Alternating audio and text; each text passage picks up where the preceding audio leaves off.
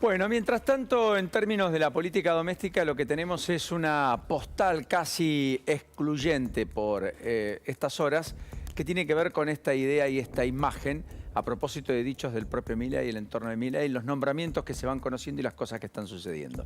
Y es la idea de este Milei, los 90 y la Argentina de hoy. Esta idea de abrazar aquellas ideas de los 90 que está motorizada en la comprensión de un giro hacia Occidente. No va a invitar a los mandatarios de Nicaragua o Venezuela o Irán a la asunción por caso el propio Javier Milei. De establecer vínculos estrechos con Estados Unidos, fue su primera salida, incluso antes de asumir la presidencia fuera del país, porque allí hay una serie de toma de decisiones que son definitivamente muy importantes, pero además porque todo lo que está alrededor del propio Milei se parece en algo a aquello. Por supuesto está Rodolfo Barra, integrante de la Corte, luego titular de la Auditoría General de la Nación cuando deja el poder el peronismo en el gobierno de Fernando de la Rúa, pero es un hombre que es un emergente de los 90. Por supuesto que en ese contexto están muchos de los que asesoran. Guillermo Francos es un hombre que surge en la política a fines de los 90, creando y confeccionando Acción por la República, el partido que intentó depositar a Domingo Cavallo en la Casa Rosada, con aquel famoso 11% de los votos en la elección nacional de 1999. Pero también hay origen en muchos de los economistas que están participando del trabajoso entramado de la administración económica de cara al futuro. Y porque hay añoranza, incluso explícita, y porque hay algunos que reivindican los 90 de manera pública. Miren, por caso Ramiro Marra, que podría ser el jefe de asesores, sin ir más lejos, del propio presidente electo Javier Milei. Decía cosas como esta hace muy poco tiempo, miren. Porque bueno, para mí el mejor presidente de la historia argentina es Carlos Saúl Menem, que ha salido del peronismo. Bueno, mientras tanto, más allá de esto, que no es un dato menor, lo que estamos viendo es que en la Cámara de Diputados podría presidir Martín Menem, ni más ni menos, el bloque, o mejor dicho, la Cámara de Diputados de la Nación. Efectivamente, hasta el apellido, en términos de la simbología que para muchos vuelve, hasta el apellido va a estar presente, con Martín Menem, que tendría el desafío. Era el hombre que Milei le había prometido ser presidente de la Cámara de Diputados si él llegaba a ser presidente. Después vinieron las negociaciones políticas, después vino buscar acuerdos con alguien que tenga mucha cintura para negociar con gobernadores las leyes, por caso Randazzo sería esa opción la más viable, o Ritondo, que era el respaldo del PRO, tratar de cumplimentarlo, probablemente pagándole a Mauricio Macri. En un nivel que Mauricio Macri pretende tener de injerencia en un gobierno que le puso el límite muy explícitamente esta misma mañana cuando Guillermo Francos dice, miren, haber respaldado a Milei no lo convierte en accionista del gobierno. ¿Cómo? Sí, en haber respaldado a Milei no convierte a Macri en accionista del gobierno. Más claro, échale agua. En el medio aparecen las discusiones con Patricia Bullrich. Patricia renuncia en el día de ayer, o hace pública la idea de renunciar a la presidencia del PRO, convocar elecciones para una normalización partidaria, algo que le habían pedido explícitamente algunos gobernadores, por caso el propio Rogelio Frigerio, que estaba hablando por más de uno dentro de la estructura del propio PRO. Pero Bullrich, confirmada en seguridad, da la impresión que significa que Milei negoció más con Bullrich que con Macri, que le dio más a Bullrich que a Macri, a tal punto que le podría dar a Petri el Ministerio de Defensa. O sea, la fórmula presidencial que vino al abrazo del propio Milei tras la elección general, que había significado para Milei cierto retroceso en términos al menos de expectativas. Porque era la elección en donde discutíamos si Milei en el día de su cumpleaños, el 22 de octubre, iba a ganar en primera vuelta o no. No solo no sucedió, sino que el que estuvo más cerca de ganar eventualmente fue el propio Massa. Pero esta definición de Guillermo Franco yo creo que es la descripción de cómo Milei, en la Argentina de hoy, que no es la de los 90, independientemente de las añoranzas que se tengan, intenta, en una fragmentación mucho más amplia, en una atomización de la política infinitamente superior a la de los 90, generar en su alrededor los acuerdos que le permitan validar las leyes para los cuales tiene una ínfima minoría, tanto en el Senado como en la Cámara de Diputados. Miren Franco. Hablas del apoyo de Mauricio Macri. Macri dice, sin ese apoyo Milei no hubiera ganado. Esto lo cuentan sus íntimos. ¿No tiene de alguna manera acciones Macri por haber hecho eso?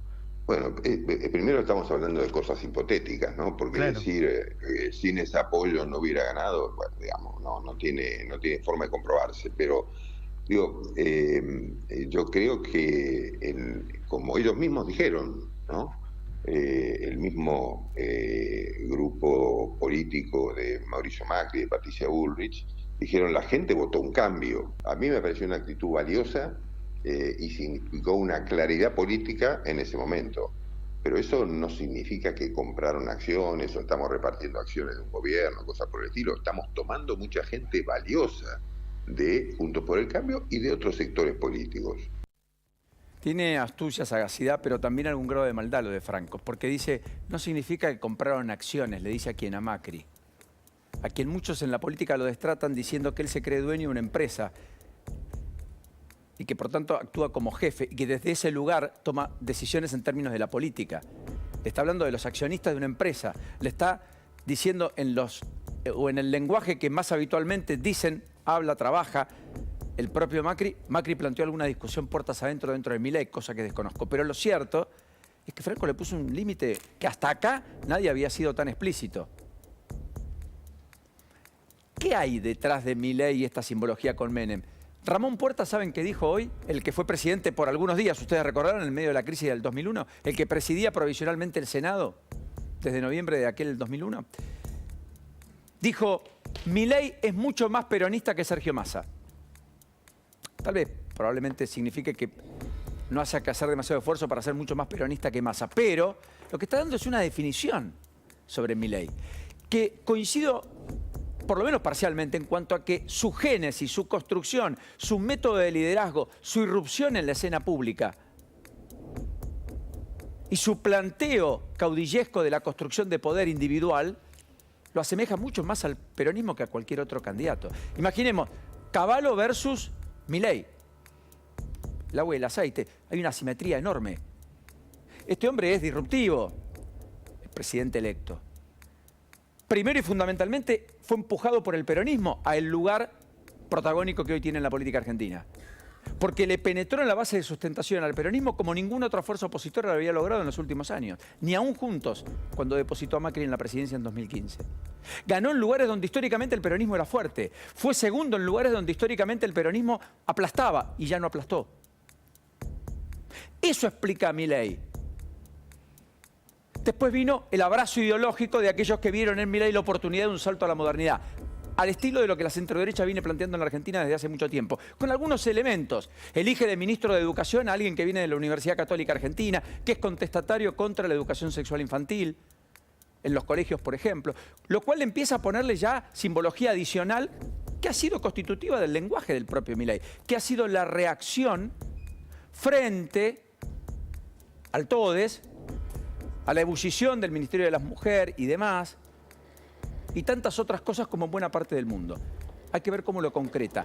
Pero en la Argentina de hoy, la atomización política dice que el liderazgo seductor de Menem podría parcialmente ser una condición necesaria, pero nunca suficiente para alumbrar el trabajoso entramado de acuerdos que tiene que hacer para sacar las leyes para efectivamente hacer las reformas que quiere.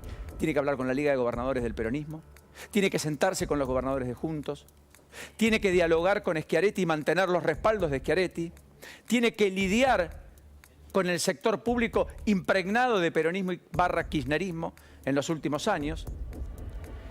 Son demasiados frentes abiertos, demasiados interlocutores. No es como en los 90 que Menem se sienta con Alfonsín y pacta una reforma constitucional y concluye la negociación. No hay un referente. Estos son los del interior.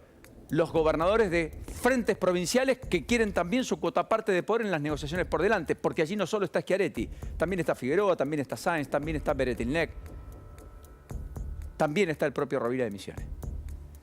Lo cierto es que Milei, con la escenografía de los 90, plantea desafíos enormes de cara al futuro, pero la simbología es bastante clara. Ojalá el proceso decante en un salto cualitativo. Me gusta poco mirar con el espejo retrovisor la construcción del futuro de la Argentina. Hace 20 años que añoramos mucho los 70, o hablamos permanente y sistemáticamente de los 70, ¿se acuerdan? Ojalá podamos mirar por el parabrisas. Miremos la Argentina 2040-2050. Aunque la simbología hoy parece más los 90, el menemismo, veremos si con austeridad o no, en el contexto y en el medio de un país al límite. Bueno, y mencionábamos